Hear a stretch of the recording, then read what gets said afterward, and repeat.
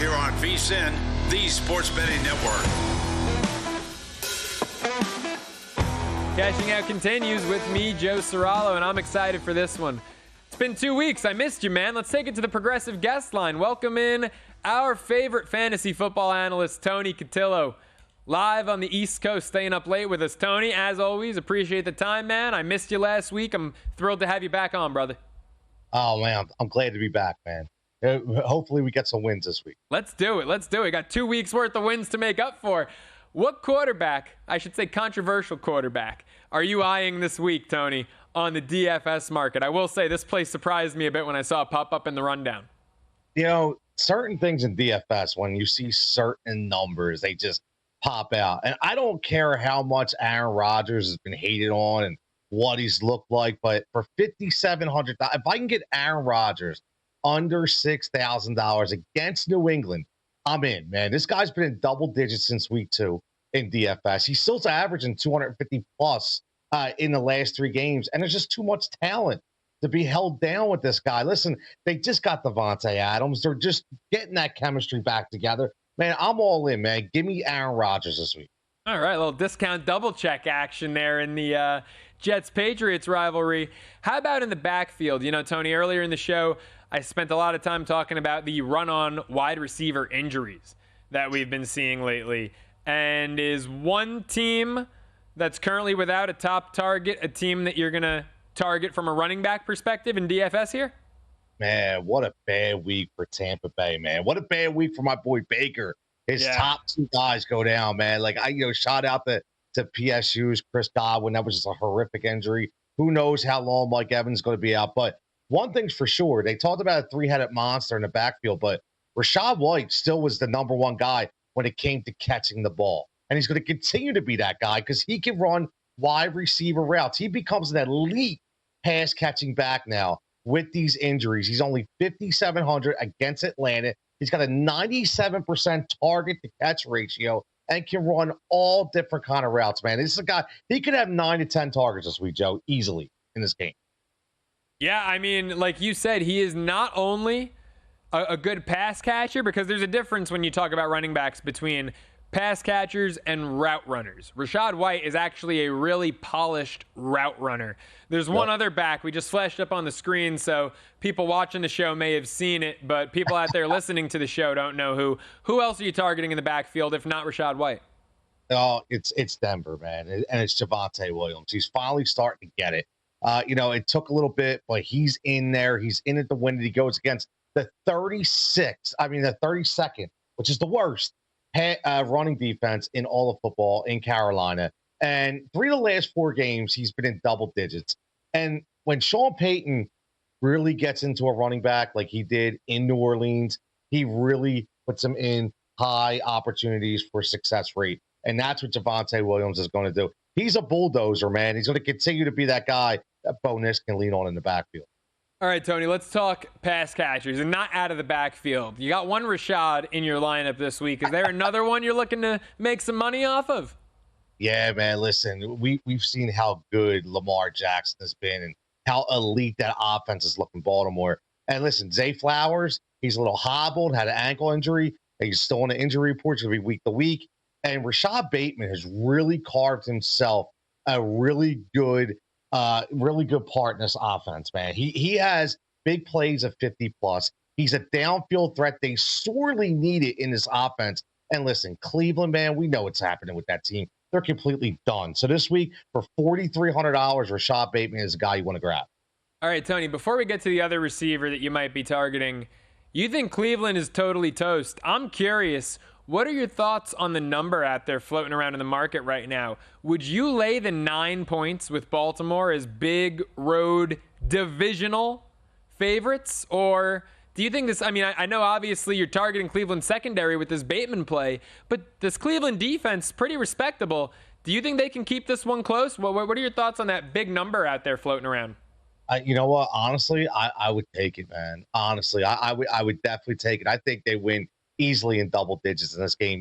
Wow. I just think that when that injury they put so much into this Deshaun Watson thing this year, getting behind this guy. When he goes down and that DTR comes in, he looks horrendous. right? I mean, this team is just falling apart. They trade Amari Cooper. The defense, yes, is good, but at the end of the day, man, I just think this emotionally, this team is sunk, man. I could see it. Or at the same time, I could see emotionally maybe they rally behind Jameis Winston. Maybe there's a little relief in that locker room that Jameis is leading them onto the field. So that'll be an interesting one to keep an eye on, man. I hate big numbers like that in the AFC North. Even when a team like Cleveland is having as bad a year as they are, that division, every game just feels like a dogfight. All right, let's get back to some DFS wideouts. You got Bateman. You got one more on a team we've already discussed. Yeah, I love Troy Frank. And again, I was in on this guy a couple weeks ago, for Denver Broncos, again, going up against Carolina. And Bo Nix has really taken a liking to Troy Franklin. And he's been like his secret weapon. Last 3 games, he's 15-plus yards per catch, growing chemistry with the young guy. And he can run different style of routes. He can run go routes. He can run seam routes. He can run slants. And he's a big target. So this is a guy that really can find space in the middle of the field. And Bo Nix is really locked on. He's 4,100. When you're talking DFS, man, that is such a bargain number for a guy that can get you double-digit points. That's a guy you want to look at, too, when you're building your core. And while we're talking receivers here, Tony, those are your DFS guys, Rashad Bateman and Troy Franklin. But for our fantasy football players on the waiver wire, you think that there's some wide receiver value on the waiver wire right now? Well, here's the thing. We talked about Rashad Bateman, DFS. Rashad Bateman is so widely available out there in season-long fantasy, and I don't understand why. He's available in literally over 68% of leagues, and I don't get it. This guy plays on a dynamic offense with an MVP quarterback.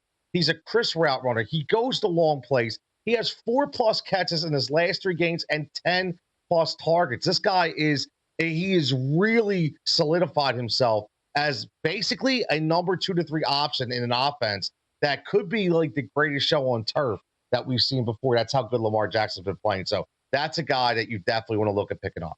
And is there another one in Tampa Bay you think steps up with the Mike Evans and Chris Godwin injuries? Evans now, just today it came out, he might be out until at least week 11. I didn't think it was going to be that serious. I knew the hammy was nagging and lingering. I didn't think he'd miss potentially 4 weeks. Godwin, obviously, that ankle looked horrendous. So who steps up in their place? Who do you think could provide some fantasy value for the next month to hold you over? Well, what's crazy is, Jalen McMillan was getting targets before Mike Evans even went out, right? I thought it was going to be Sterling Shepard as the number 3 guy in that offense. Here it was Jalen McMillan, a guy they drafted in the 3rd round, a guy they really, really liked in training camp. He turned out to be one of the favorite targets before the injury and after the injury. So he gives Baker that big, strong wide receiver, just like Mike Evans, that he likes to throw to. And now looking at this offense, like I said, I could see a different style where you have Bucky Irvin in the backfield. You have Rashad White flanked out as a receiver. You have McMillan out there as a receiver and Cade Otton. So I think McMillan's going to get a ton of play. And it's a guy, listen, they like to throw the ball. They throw the ball 70% of the time. So you definitely want to pick a guy up like this. We'll see if Baker gets into a bit of a groove there with McMillan. Obviously, not fun as a quarterback to lose wide receiver 1. Yeah. Doubly not fun to lose wide receivers 1 and 2. Tony, I want to get to your Thursday Night Football props in the next segment. I do want to ask you, we're not too far. I know you got your Philly shirt on from the 76ers season tipping off against the Milwaukee Bucks Wednesday, 7:30 Eastern. The Sixers are catching 3.5 points as home dogs here. Joel Embiid going to be out.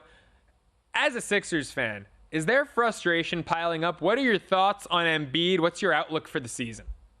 Yeah, man, listen, we came into this year really confident, man. This is the deepest team that the Philadelphia Sixers have had in the Joel Embiid era. It really is.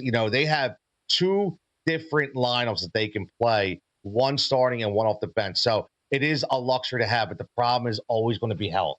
And we don't like already coming out and hearing that Joel Embiid is going to miss games and he's progressing when we don't even know what he's progressing from.